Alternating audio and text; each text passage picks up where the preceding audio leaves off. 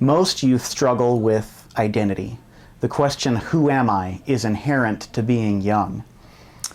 For students who come to Telos who struggle with their identity, oftentimes their value system and the answer to the question, who am I, is really dependent on who they're with or what their interest is that week. Experimenting and exploration is common with young people in their desire to kind of make their own stand in life and develop who they are. But for somebody with an identity issue, there's too many question marks for them to make sense of it, and sometimes the roads they go down in an effort to answer those questions can lead to danger and can be very destructive. So many of the boys here who are going to be doing the identity module have been adopted. And adoption for some boys is not a major issue, but for others it is a huge identity crisis. Most boys, when they grow up, they answer the question, who am I, by looking at their parents. Well, that's who I am. I'm half her and half him, and here I am. For adopted parents, or for adopted children, they look at their parents and they see their adopted parents, and they know that to a degree that's who they are, but also to a degree there's a biological factor. There's these unknown, sometimes nameless, sometimes faceless birth parents out there. And the question, who am I, isn't as easily answered.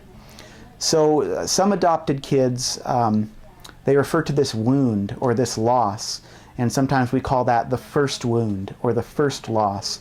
They have a belief that although they've been chosen by somebody to be adopted, that meant that they first had to be given away by somebody.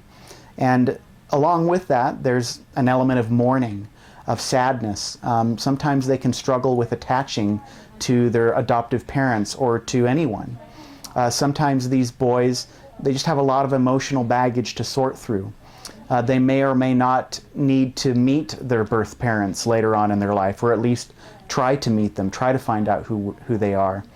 There's such an individualized approach to dealing with treating somebody who's struggling with their adoption, or treating somebody who's struggling with just their identity. Maybe they aren't adopted. There's so many different variations in treatment that we could talk for hours and hours about how to do that. So you'll be left to kind of following your primary therapist lead on the different specifics and the subtleties of how to approach this. The one thing that you can count on doing is, as your son is searching for his identity, make sure that as parents, you know what you stand for and what your identity is all about. And be that stable anchor in his life. Be that person who's calm, who's understanding, who's loving, who's kind, who isn't going anywhere. And make it very clear that you will always be there for him as he's searching through the question of trying to find out who he is.